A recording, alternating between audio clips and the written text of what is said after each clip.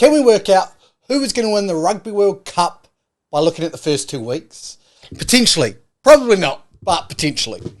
So what I've done is I've done a bit of deep dive into the stats of all the games in the first 2 weeks of the Rugby World Cup. I've pulled those apart and seen if we could see any trends or any,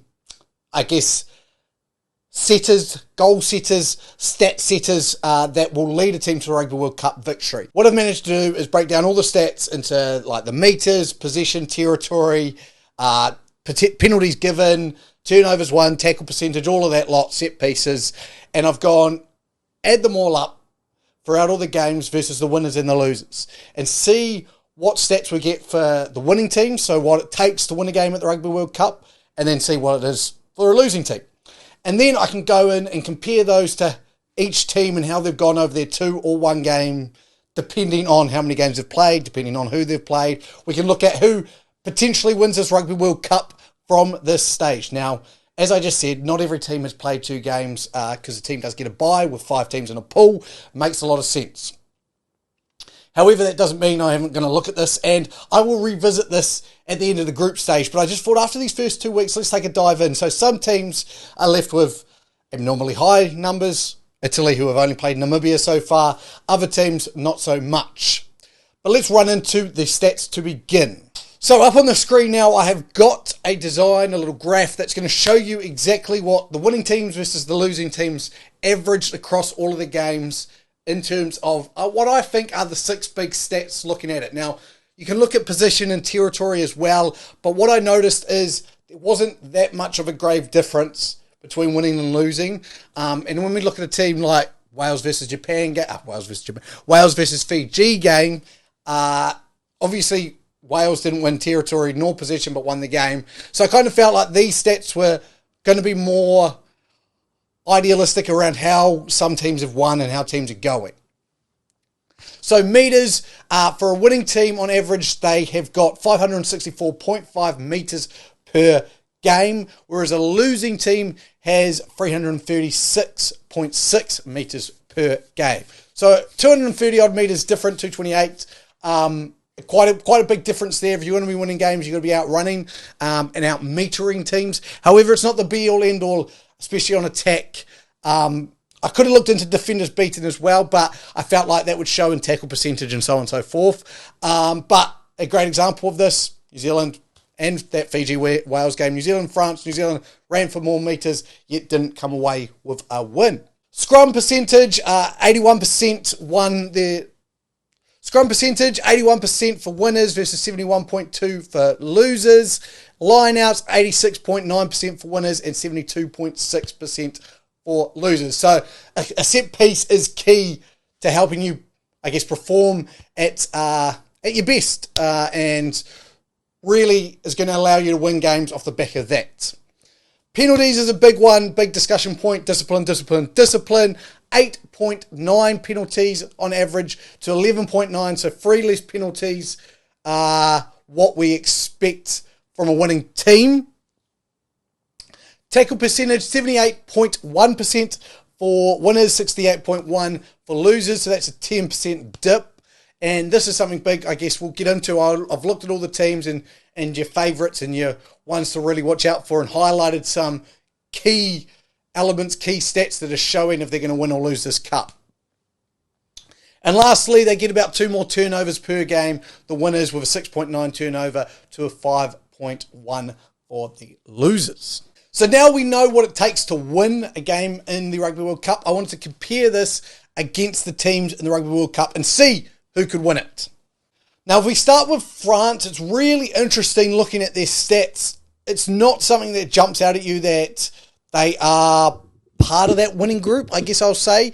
Only 2 out of the 6 stats that France reached were above that winning percentage, winning data for those 6 stats. And that was line-out percentage was at 90% and turnovers, which was at 6.5%.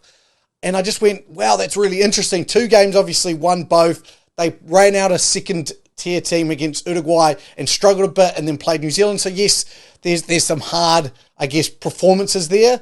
But, yeah, it's not all, bad news. The the glaring numbers were that the metres and defenders beaten were down for France. They only averaged 430 metres per game and 14 defenders beaten. So you'd like to see those up when I'm comparing them against some other teams that are close to them, I guess, in my belief. The All Blacks also only have 2 out of 6 with 682 metres per game and 95 line-out percentage.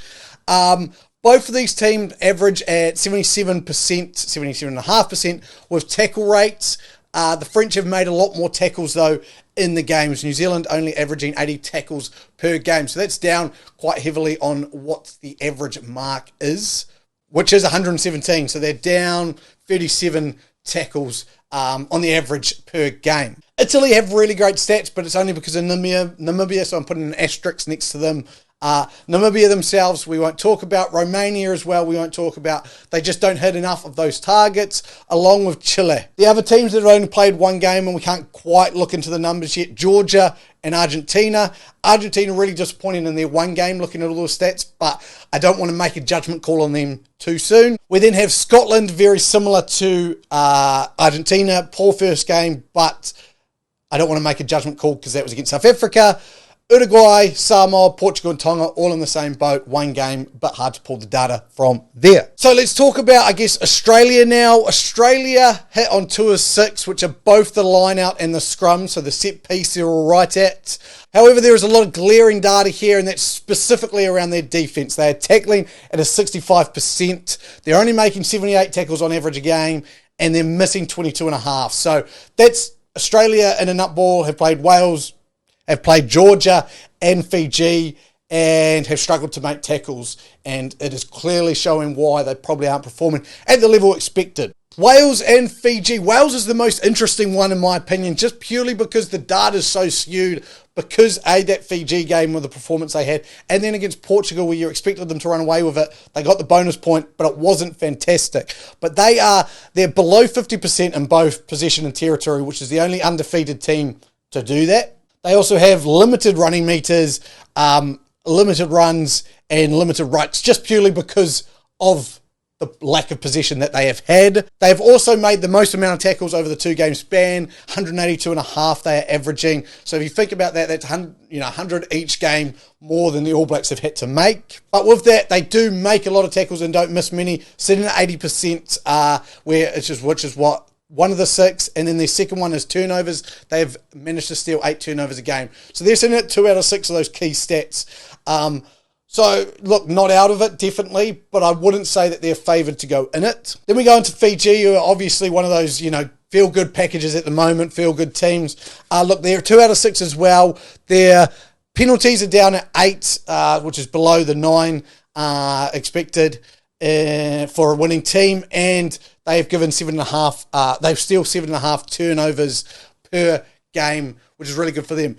Their issues sit around defense, where their tackle percentage is at 70%, and their scrums are down at 68%. So they can fix up their scrums and defense. Fiji can offer a lot and potentially could go a lot further in this competition. So that leaves us with 3 teams, 2 teams who I think can really push and win this competition. One that I'm sitting there and going, I'm interested. The data doesn't quite point me in one direction or the other.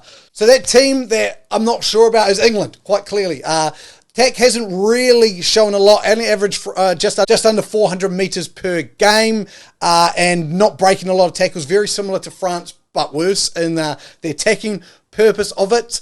Defence has been good, 78.5% tackle rate.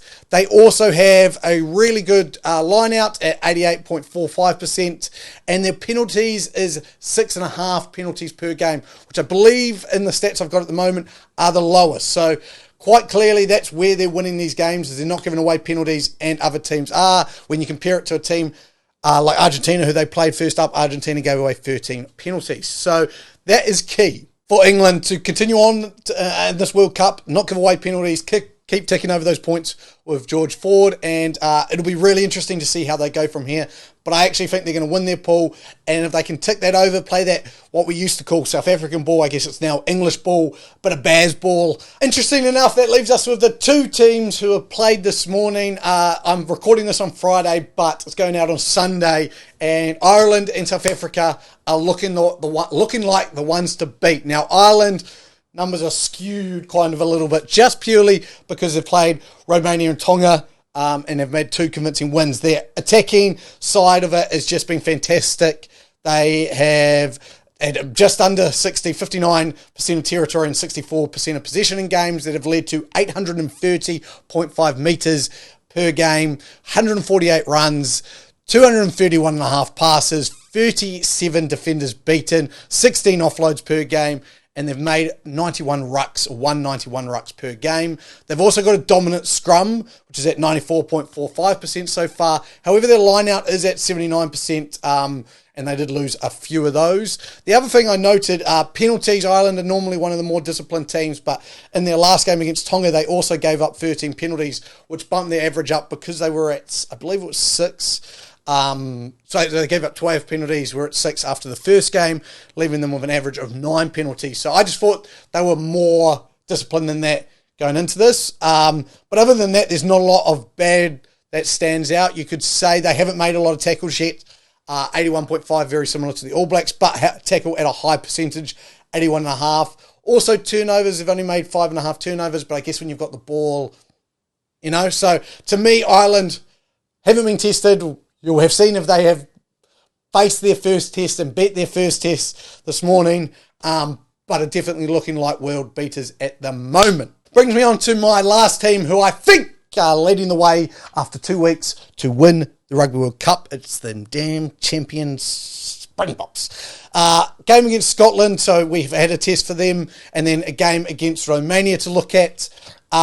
Look, they're doing everything right, attacking-wise, possession and territory above 50%, run metres over 700 metres. Everything else is bang on median, 27 defenders beaten, so just a bit above that. But scrums, interesting enough, is 73.2 per game, which is normally a strong point, so I'm not too worried about that red number that I've highlighted.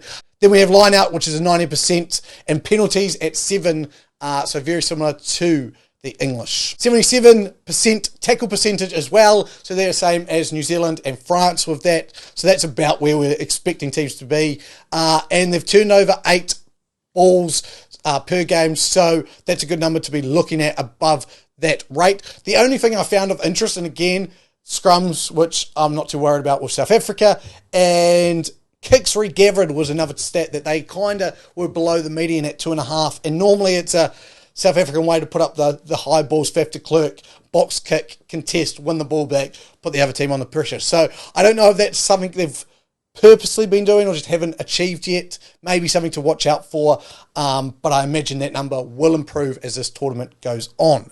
So yes, as I said, I will be doing this all again at the end of the pool stages to make sure we're seeing the same things. Are we seeing new contenders come in? Has everyone got a fair grasp on everything? Everyone's played 5 games. I can judge every team fairly. We also know who's actually going through and who's been unluckily missed out, even though the stats say they should be in. So for now, whoever's won out of the Ireland versus South Africa game is the team I think are most likely to win the Rugby World Cup after looking at the data and stats in the first 2 weeks. Stay tuned for more from the Sports Booth. We'll keep you updated during the Rugby World Cup. But for now, thank you for joining me. My name has been Luke, and I will see you later.